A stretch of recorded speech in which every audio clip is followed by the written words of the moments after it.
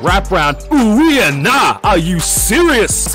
Oh, baby! Laban Pilipinas! Uwi na daw. Trinash talk pa ng Hapon si Kai. Eto na mga idol, yayanigin na ni Kai Sotto ang Japan B-League debut Hiroshima Dragonflies versus Ryukyu Golden Kings. Debut din sa B-League ni Carl Tamayo para naman sa Ryukyu. Starting 5 si Kai, siya ang pinakamatangkad sa court. Off the bench naman ang former UP Fighting Maroons. First points ng Dragonflies nagmula kay Kai Sotto. That's again now.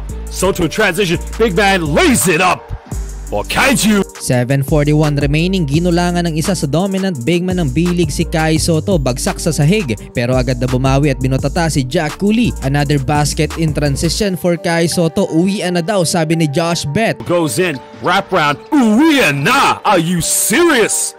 18-15 end of first quarter, Ryukyu up by 3 points. Hindi pa pinasok si Carl Tamayo. Second quarter, Kai Sotto showing some range. Ayaw bantayan, yun pinagbayad ni Kai. Lefty jumper. His black shit makes a little cut, finds Sotto under the basket. Oh, baby! Laban Pilipinas! Puso! Laban Pilipinas talaga. Butata naman ang inabot ni Allen Durham, ang former Meralco import sa Young Gilas Center. Hindi lang isang beses mga idol, hirap makakalusot ang Golden Kings sa paint kaya sa labas nagkapitalize ng kanilang opensa. Nang trash talk itong si Ryuichi Kishimoto mga idol nang pumasok ang high floater. Laban dito kay Kai. Hindi makapaglaro ng full quarter si Kai Sotto dahil sa hingal. Well, last 1 minute pinasok pa ang ating pambato and another block shot kay Allen Durham. 3 blocks ni Kai mga idol sa first half, lahat yan kay Allen Durham. 8 points in 12 minutes with 3 block shots, 2 turnovers and 1 rebound for Kai Sotto. 36-35 tight game, lamang ng isa ang Ryukyu Golden Kings.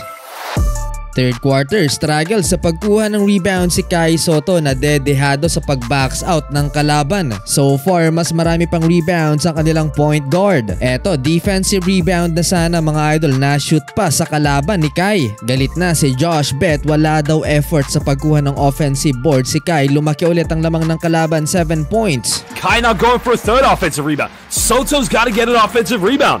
Halfway mark, nilabas si Kai Sotto at muling naitabla ng Hiroshima Dragonflies ang talaan. Balik na naman sa court si Meralco man Allen Durham habang si Carl Tamayo uminit sa bench ng Golden Kings. Nagkaroon pa ng late run ng home team kaya balik sa 7 ang inahabol ng Hiroshima, 61-54. Huling 7 minuto ng final quarter, pinasok ulit si Kai Sotto at ayun na naman, parang galit na naman itong si Josh Bet dahil hindi makakuha ng offensive board si Kai. So going in for no offensive rebounds. Sumakay pa sa kalabang import si Kai Sotto. Nabigyan ng 2 free throws pero malaki pa rin ang lamang ng kalaban, 69-61. Crunch time, nilabas na si Kai Sotto dahil hindi maganda ang produksyon niya sa second half. Nagtala ng 10 points in 19 minutes ang ating kababayan sa kanyang debut. 4 of 7 from the field. May 2 rebounds and 3 block shots. Ang ending, natalo mga idol ang Hiroshima Dragonflies. Hindi naman nakapaglaro si Carl Tamayo.